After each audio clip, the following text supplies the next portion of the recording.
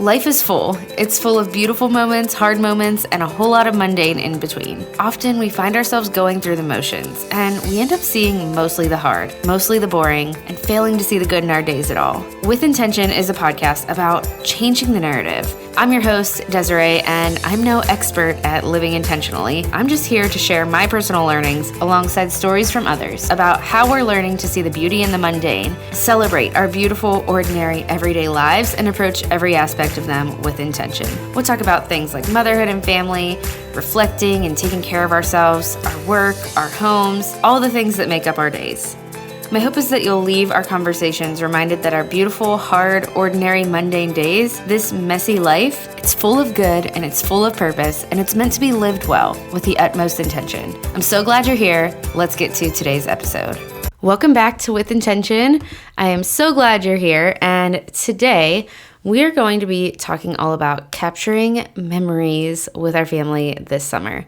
So a while back, I talked to a guest about storing pictures and dealing with photo clutter and the paper clutter that can come from that, or the digital clutter that can come with that. Today, we are going to approach a similar topic in a different lens.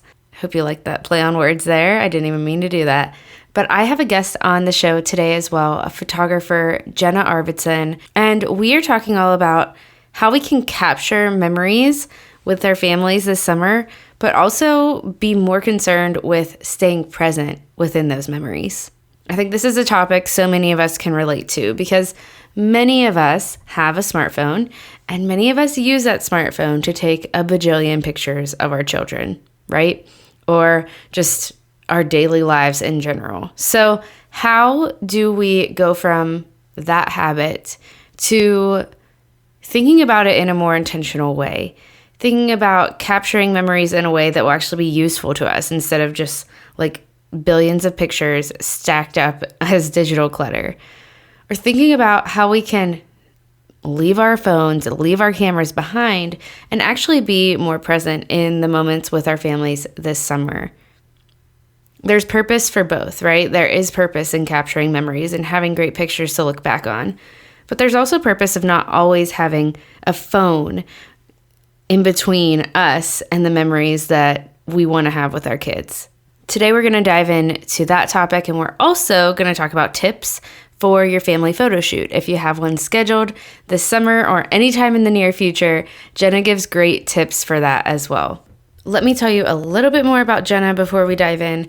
So Jenna lives in Colorado with her husband and 3 kids. She's a family photographer and an advocate for simple living. She hosts a podcast called the Simple Home Podcast, where she encourages families to live differently with less stuff and less stress so they have time for what matters to them. So this conversation really brings both of Jenna's passions into one, because we're talking about how we can simplify the way that we capture these memories with our families. Let's dive right into my conversation with Jenna. Okay, I'm so excited today to have Jenna Arvidson on the podcast. I was actually on Jenna's podcast a long time ago, so we've talked before, and I'm so excited to be talking again. But before we get started, could you just tell our listeners a little bit more about who you are and what you do? Sure. Yeah, I am a mom to 3 kiddos. So I have a 9-year-old, a 7-year-old, and a 5-year-old. And I'm also a family photographer. So I get to work with lots and lots of families with young kiddos. And that's what kind of led me down the path of more intentional and simple living. And so as I worked with moms in photography and I saw myself with my 3 kiddos, I just felt like there was this big need to just kind of share my journey in it. So I also run a podcast called The Simple Home, where I just talk about kind of my journey to simplicity and bring on other experts that we can all learn from, including myself. So I love it. And do you practice photography now and everything as well? Yeah. So in fact, right now is kind of the busier season during the summer. I was a teacher prior to, I know you were a teacher as well, prior to having my 3rd child. And now he's going into kindergarten. So I've actually just accepted a full-time teaching job going into next year. So things are going to have to shift a little. I don't know what my capacity is yet, but I do hope to continue the photography piece because it just keeps me grounded. It helps me, stay present with my kids, help other families kind of capture those memories. So yeah, it might look a little bit different in the next few months as I navigate that change, but I do that as well. That's exciting. Are you going back to teaching kindergarten? So I am going back to teaching. It's going to be fourth grade. So I have not done the upper grades. That's actually the grade my oldest son will be in. So that'll be kind of exciting to kind of get to know what he's facing at school and all of that. But yeah, it'll be a new adventure. So yeah, I went back to teaching this past year, but completely virtually. So it has been an adjustment, but it's also been great. So I hope the best for you with that. It's exciting. Well, we're going to dig into our topic, which doesn't have to do with teaching. It has to do with photography in a way, because we all have these like little computers, but also cameras that we walk around with, right? Our smartphones. And I feel like, over the past several years with just social media and just the ability to capture every single moment, we all think that we need to be like our kids' photographers all day long, basically, or our family's photographers all day long. And we're always wanting to capture every single moment. And when you came to me with this idea for an episode, I thought that it was perfect because this is going to come out in the summer, and this is a time where maybe we're making a lot of memories with our family. I mean, it can apply to any time, like the holidays or birthdays or literally just any average day, right? We're always trying to capture moments with our kids. So the number one struggle most of us have with this is we're constantly wanting to capture every moment, right? Every little thing. It's not even a question. I'm just going to ask you to talk a little bit about like convincing us out of this. How can I want us to talk about just staying more present, because it kind of, it puts something in between us and the moment that's happening if we're doing it constantly. So how can you convince us out of this practice a little bit? Yeah, absolutely. And I think like you said with social media, I think there's two aspects to this. And one is that I feel like oftentimes when we're out with our children, especially if we do some kind of activity, like go to the zoo or something more special, we feel like we have to capture it, not necessarily because we don't want to forget it, but because we want to share it with the world that we're such good moms, that we're keeping up with all the other moms. And so look, we went to the zoo too. And I'm not saying that you shouldn't document those things and you shouldn't want to share that with our friends and family. But I do think we have to take a step back sometimes and think, am I documenting this just so that I can prove it to the world that, that I go out and do stuff with my kids? Or am I taking pictures because this is something that I want them to remember? And with cell phones especially, I think we get caught up in that. Like we have them, so let's take, oh, that's so cute. They're at the fountain. And oh, look, they're, feeding the giraffe and all the different things. And then we want to share all those things with everybody.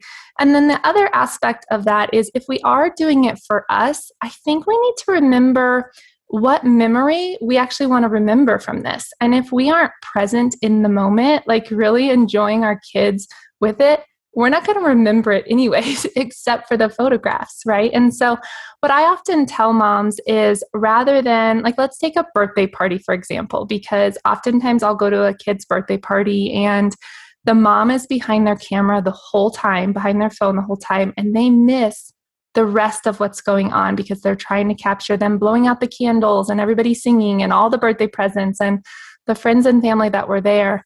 And I think if before we go into those events, if we say to ourselves, okay, what do I really want my kid to have from this event? Then maybe it's a picture with grandma, a picture next to their whole group of friends that's there or whatever. It's probably one or two pictures will do like all you need from that one event. So if we can just prioritize and be intentional about what we're going to take to remember before it happens, I think that's really helpful because then you get to experience the actual event and the fun with your kids. You get to kind of, watch the laughter that happens, which you miss. You miss those connection moments if you're behind your camera the whole time or behind your phone the whole time. And so, yeah, I think it's hard because we're given, these great cameras, and they're good cameras. I mean, my phone takes really good cameras. I often bring that instead of my big bulky camera, and it takes great pictures. But sometimes, and my husband has to remind me of this often, to just leave it at home. You do not need to document every single event you do with your family. You're not going to need that. Your kid is not going to want to look through 20 million photos when they're old.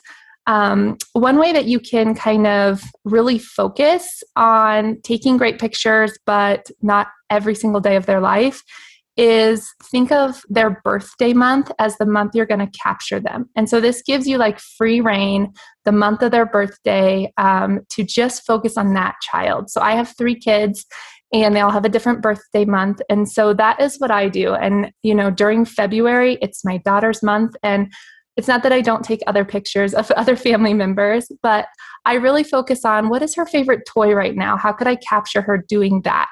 What's a hobby that she loves? Or who's her best friend? Can I capture them together in some way?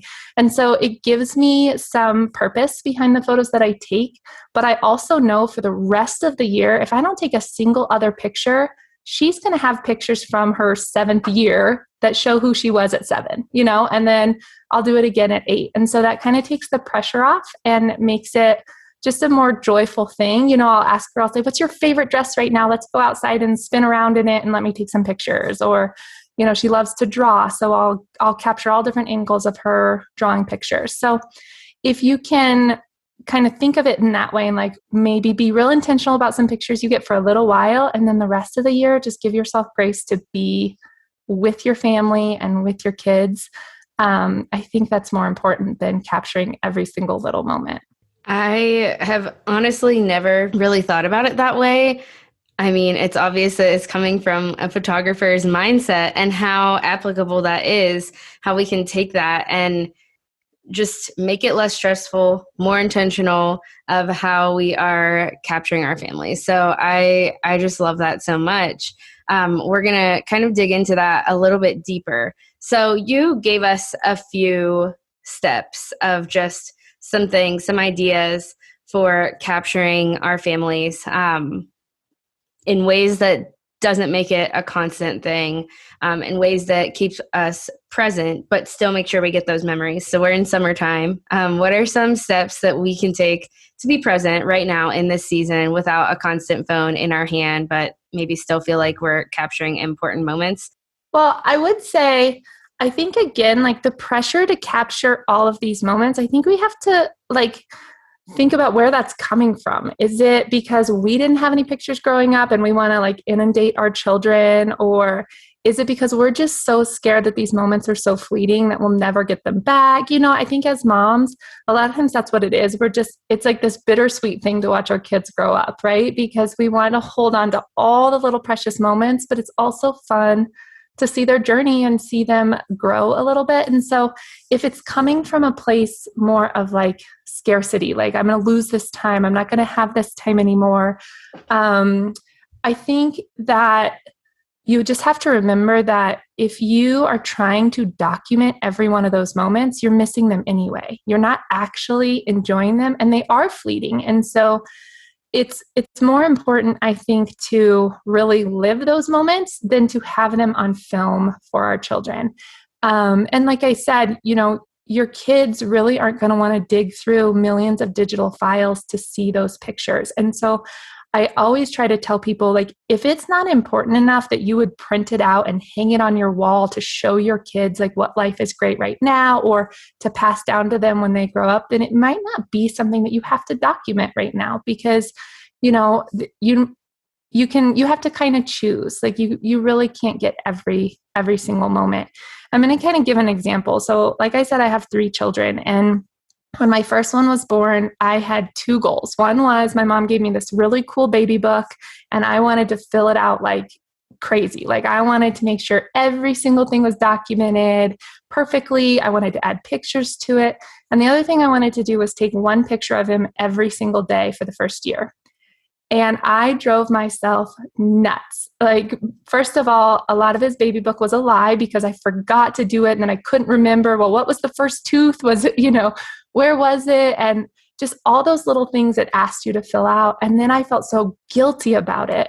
And then as far as the picture thing goes, there were several days where there wasn't enough time to take a picture. I was changing diapers and all the things. And so I'd go and I'd wake him up, or I'd sneak into his room and turn the lights on and try to take a picture. And that just, when we place that kind of pressure on ourselves to capture everything, it just adds stress to your life that you don't need to add to that situation. And then when my second daughter was born, I got a baby book for her. I filled out like 2 pages. Then my third one, I got a baby book for him, and it is blank. Like, he's going to get it as a gift, and he can do it for his children if he wants to. But we have to let go of some of that guilt that we feel about, just remembering every single piece.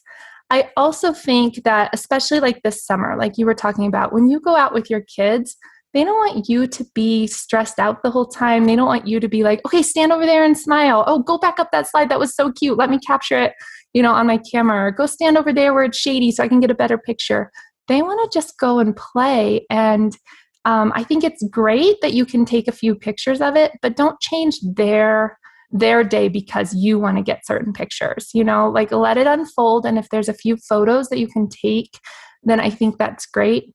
I also think it's important to leave your phone at home sometimes. Like, really think about it. Am I going to need it? If we had an emergency, would I be close enough to somebody else that had a cell phone that I could borrow and call my husband? Or, am I really going to need this for the next 2 hours? Or can I go to the park and just play with my kids and not think about my phone? That's really hard for me. It's even hard at home. I carry my phone around. I have to be really thoughtful about when I place it down. But I think as far as enjoying our activities and being present, we have to let go of those devices sometimes. Like, we have to put some kind of boundary on it a little bit. So hopefully that answered your question. I really could ramble on this topic forever, so you can stop me anytime.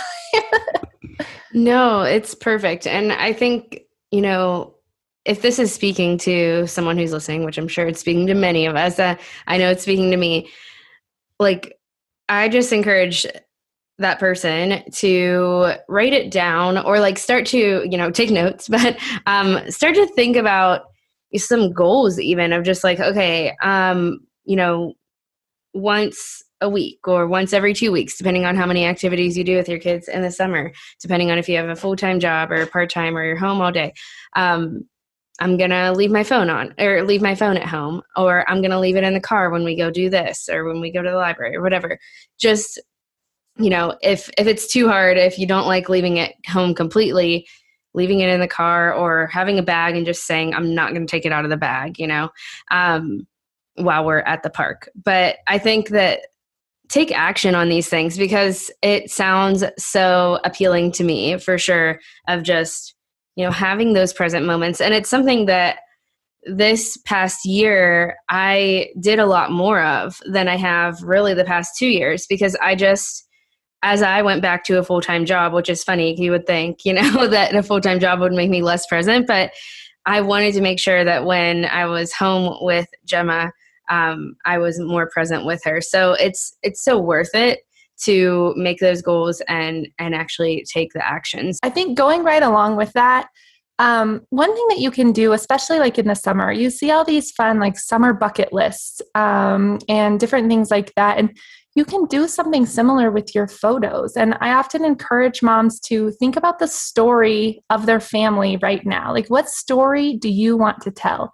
Do you guys love being at home and you're constantly playing on the floor, or, outside in your yard playing with the sprinkler? Or do you love to be a family that goes and you're traveling all the time? Or, are you more of a family that hits the park every day and meets friends? Think about what your story is right now, because it changes. Every single season changes. And I think that's what we truly want to capture, is kind of the story of who we are as a family in this season. And you can make your own kind of goal list. Like, maybe you don't go crazy. Don't think of 200 things that you want to photograph, but make a list of 10 things where you're like, I would definitely want to take a picture of my kids playing in the sprinkler, because I love when they're out there in their underwear and they're all wet and the neighbors come over. Just think of things that you guys do in the summertime. It could be camping, it could be doing road trips, and you want to just capture the inside of your messy, chaotic car as you drive, or whatever it is for you. Just take a few minutes to think, like, what is my story right now with my family, and how can I capture that this summer? And that way, when you go out to do some of those things, you can be like, oh yeah, I wanted to get a day when we were hiking, so I'm going to bring my camera with me today on our hike so I can capture today. But maybe tomorrow, well, I've already been to the park 10 times. I don't need to capture any more park play. I'm going to leave it at home. And that might just help kind of navigate, when you leave your camera at home, when you bring it with you, and also help you not have to take every photo, but just a few that will kind of tell your story. Yeah, and I love the moments that you had kind of shared, like the inside of the messy car and the sprinkler in the underwear, that type of thing. Like, those aren't moments that are typically ones that are shared on social media. Those are moments for you, like capturing moments with the lens of, okay, this is a story that I want to look back on of our family. Or I always think of like my dad when he goes through his old, printed pictures and tells us stories that come from those pictures. I know a lot of our photos are digital now, but like, my daughter loves looking at it. She always says, let's look at old pictures. Can those pictures tell a story, or are they just like, you're not going to tell a story about like 40 pictures from your one park visit, 1 or 5 pictures can tell a story about, what your child loves to do at the park right now at this age, that type of thing. It also, I think, and for me, when my kids were little, photography actually helped me stay present with them, because I had a really hard time playing on the floor when I knew laundry needed to be done and dinner was coming and one of my kids was crying. And I just had a hard time staying in the moment and letting all those things go. But if I had that list of things like, this is motherhood, what parts of motherhood do I want to capture? It actually helped me be like, okay, let's get a puzzle out. Let's do a puzzle. We love doing puzzles together. Let's do one right now. And then I take a couple pictures and then I put my phone down or my camera down and get on the floor and do the puzzle. So I think in a way, it can really help us as moms be more engaged and, active in what they're doing, and kind of forget about the things that are, on our to-do list all the time and kind of pulling our attention. So it kind of goes both ways. We just have to manage it like everything else. I hope you're enjoying today's episode, but I want to take a quick break to thank today's sponsors helping make With Intention possible. I'm so excited to have Lovevery as a sponsor for today's episode. Watching your little one learn and grow is the best feeling in the world, but sometimes finding the right toys to help them do that can be challenging. That's what led me to Lovevery. As my daughter got to the preschool age, I wanted toys that would enrich her learning and growth, and I discovered that Lovevery was coming out with play kits for 3 to 4-year-olds. Their toys are beautiful, and we have now tried the entire 3 to 4-year-old set of play kits. We love so many of them, and we are especially loving the Problem Solver kit right now, which happens to feed exactly into where my daughter is at with her age and developmentally as well. Lovevery's play kits are designed by experts for your child's developing brain. Each kit is tailored to their age and learning stage, so they have the right toys for the right time. But these toys also grow with them, and they are well made. They will outlast plenty of play, and each kit also comes with a play guide, which gives you, as the parent, expert tips, ways to play, and do-it-yourself at-home activities that your kids will love. Our favorite right now is the Turtle Hatch game. It comes with the Problem Solver kit that I was just talking about. The goal is to get the turtles to float in the water before the sun comes out. It's a cooperative game. It also includes water, which makes it something that my daughter absolutely loves. I love it because I think it's fun too, and it is definitely a game that we have on repeat right now. You can take the guesswork out of your child's play, choose Lovevery today, and get free shipping when you sign up to receive your play kits at lovevery.com/withintentions. That's with intentions with an S at the end. That's lovevery.com/withintentions for free shipping. lovevery.com/withintentions. Ana Luisa was founded to bring clarity to the jewelry industry. They design pieces with a more beautiful story from beginning to end, starting with recycled materials whenever possible, transparent business practices always, and small batches that are kind to the earth. I'm excited to share more about them with you because as a listener, you'll also be able to get 10% off at analuisa.com/intention. When I discovered Ana Luisa, I personally was looking for a small, simple, dainty pair of earrings that I could wear daily. And I actually found the Celeste earrings. I love the asymmetrical look of them. They're gold with one side being a star and the other side being a moon. I literally wear them daily. My ears are pretty sensitive and I've never had any pain or redness from them. Looking over Ana Luisa's website and selection, it was honestly hard to choose. There are so many pieces that I love, and it will definitely be one of my go-tos for gifts for family and friends when I'm looking for jewelry. I just love the quality of the jewelry and the sustainability aspect. Ana Luisa has amazing quality jewelry with prices starting at just $39. And as a podcast listener, you get 10% off with code INTENTION. So right now you can head to analuisa.com/intention. That's ANALUISA.com/intention to treat yourself or your loved ones and use the code INTENTION to get 10% off. I absolutely recommend them. They're a great brand making beautiful, sustainable jewelry. So go check them out. ANALUISA.com/intention, code INTENTION. You know, when you're taking pictures at the park, I know when I have 40 pictures of one park trip, it's because I might not be the best photographer. So although not all of us have that gift, what are some quick tips that you have for getting good pictures of our families? Instead of feeling like we have to take 40 of the same picture and then that filling up our phone, what are just some tips that you have from a photographer of how we can get a good shot and then put it away? Yeah. So I think one thing we forget is that photos, like the word photo actually means light. And so the whole thing around photography, really the biggest thing is the light. And so if you can kind of master just a few little tricks about light, your photos are going to be so much better no matter what device you're using. Whether you have a fancy camera or a point and shoot camera or your phone, it really is all about the light. And most of the time, unfortunately, we're outside when the light is really harsh. It's right above our heads because our kids are playing, right? It's the middle of the day. And so that's not like a photographer's dream. You know, if you booked a photography session, hopefully they wouldn't say, yeah, let's meet at noon at the park. They would most likely, want to meet somewhere closer to sunset or when the sun is coming up because the light isn't as harsh. But as moms, we want to take pictures of our regular day. And so a couple things that you can do.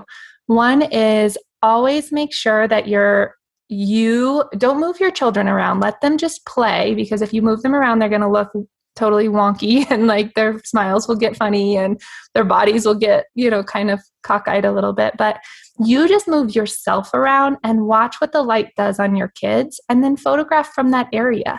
So, shade is a really great thing when the sun is really hot because it keeps us, it doesn't give really harsh shadows on the face.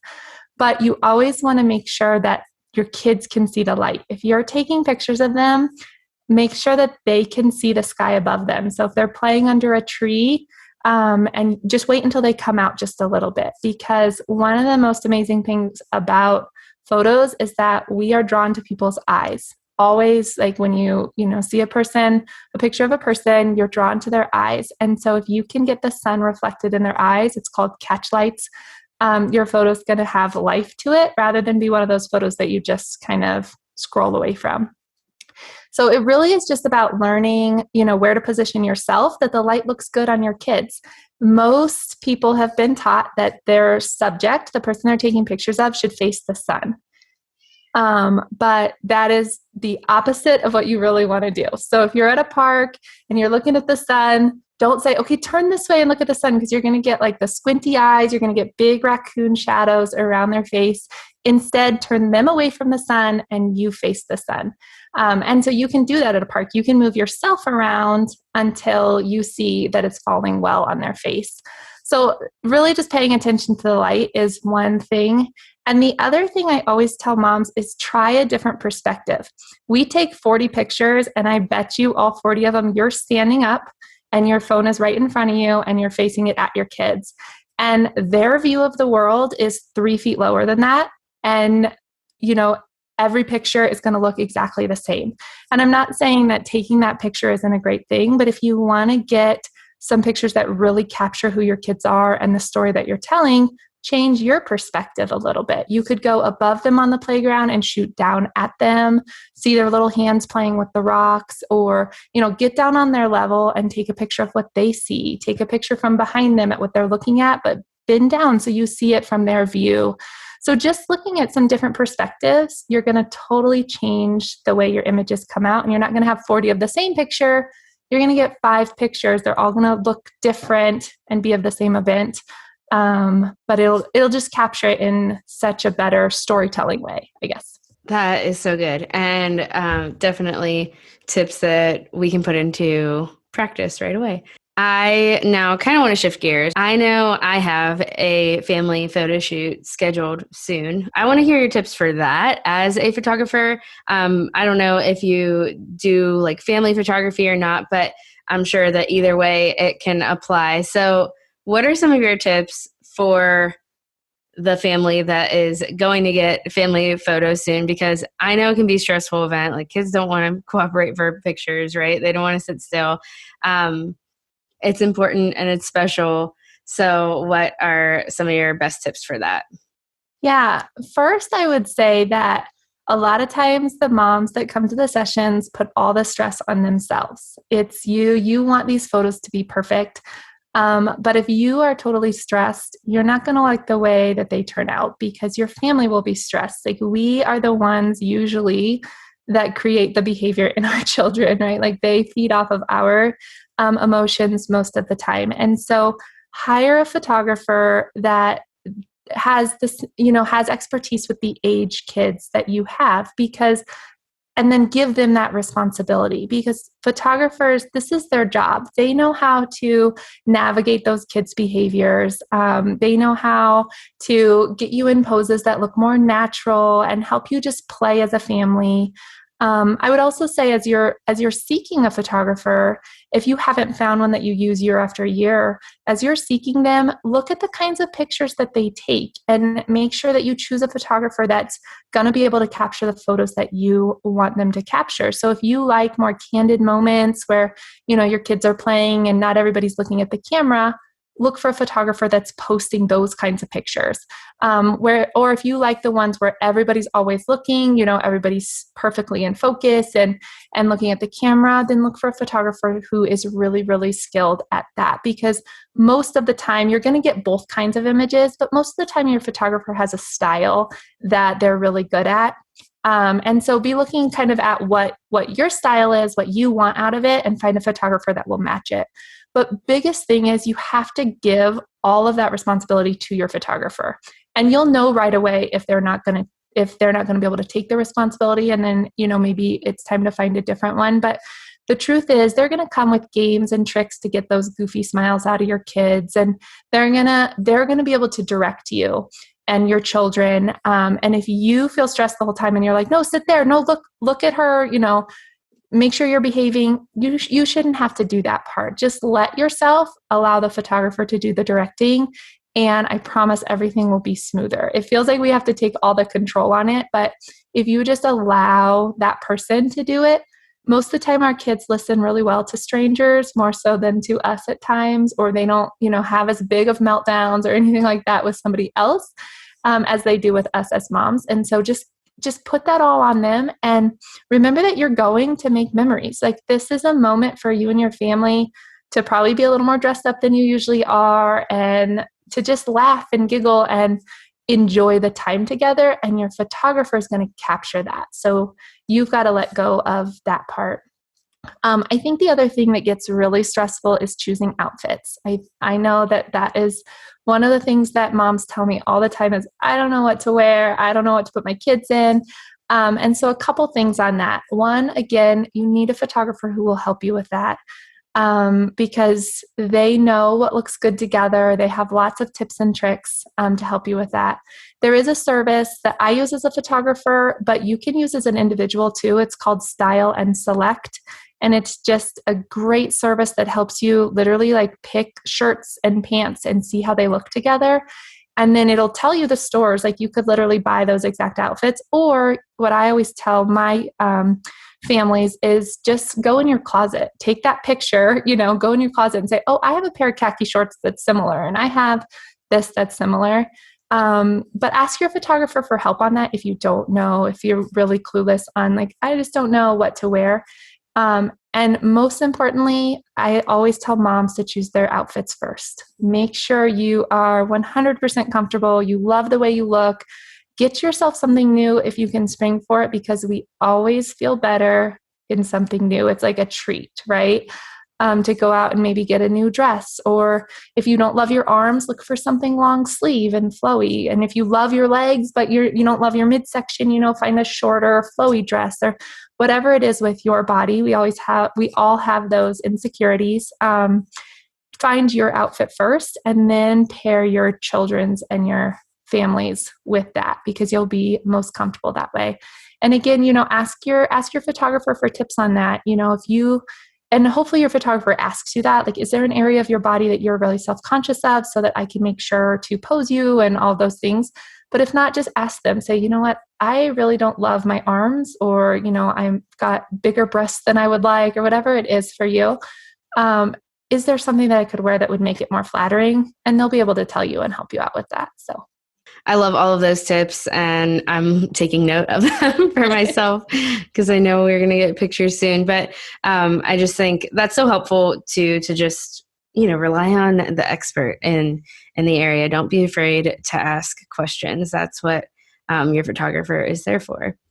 So kind of wrapping up our conversation, which I've absolutely loved, I have 2 questions that I ask every guest. So the first one is, what is one way that you choose intention, or that you're intentional in your everyday life? It doesn't have to be something that you do every day, but just something that you do regularly in some way.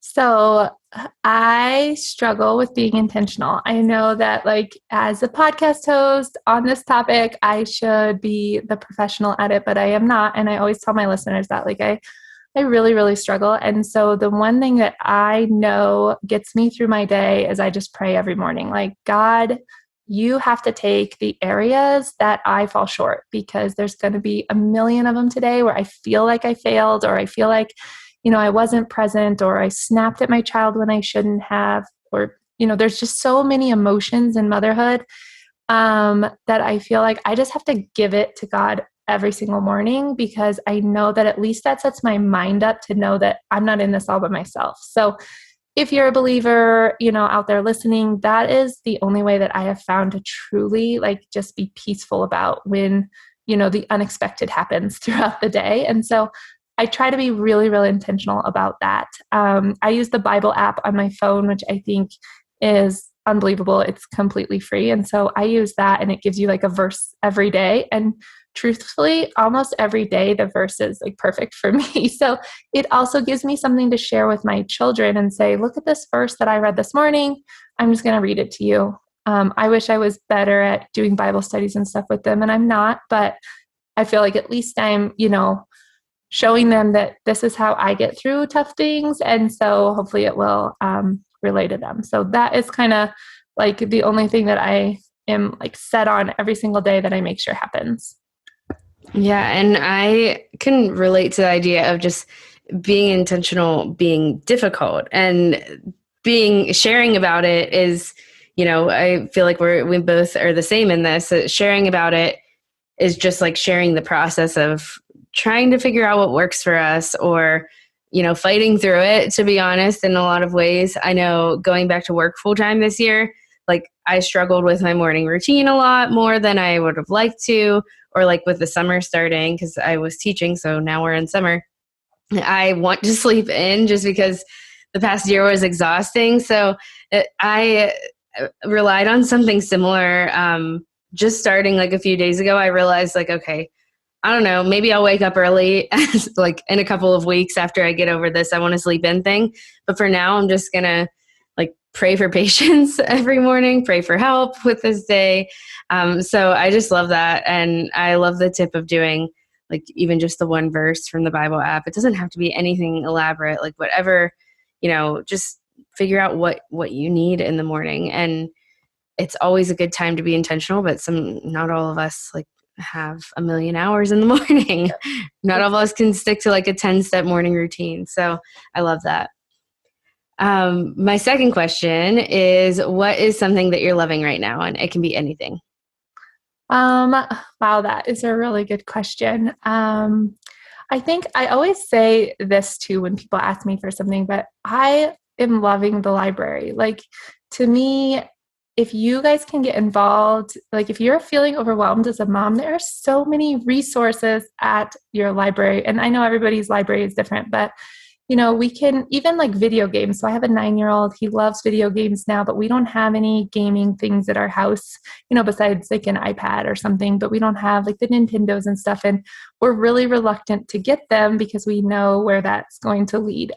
But even our library, they check out, like you can check out a Nintendo, all the different kinds for 2 weeks. And then he gets to play it as much as he wants for those 2 weeks and it goes back. And, just taking my kids in there to find books. I often get several books and I barely read one, but at least, I am trying to show them how important I think literacy is and just the things we can learn together. And so, yeah, just get in there and see what your library offers, because I have just found, I've been amazed. There's free passes to parks around here and just all kinds of stuff. So I love you just utilizing that in the summertime.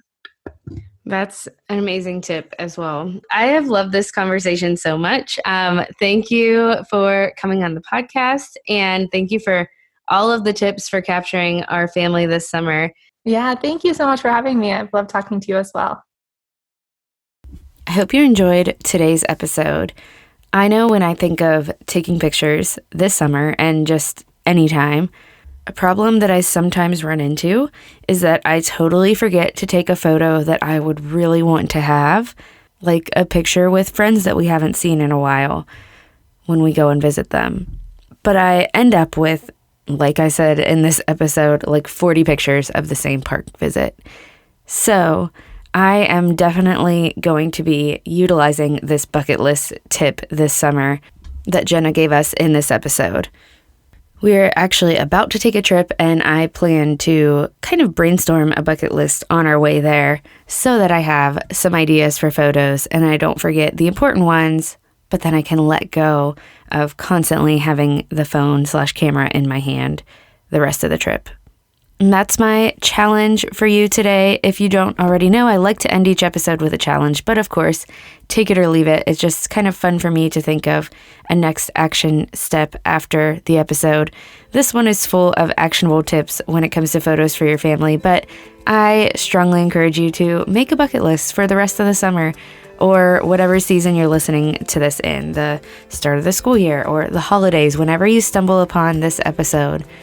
I hope it encourages you to make some sort of photo bucket list so that you can be present with your family, but also get the photos that you actually will want to print out and cherish and look back on.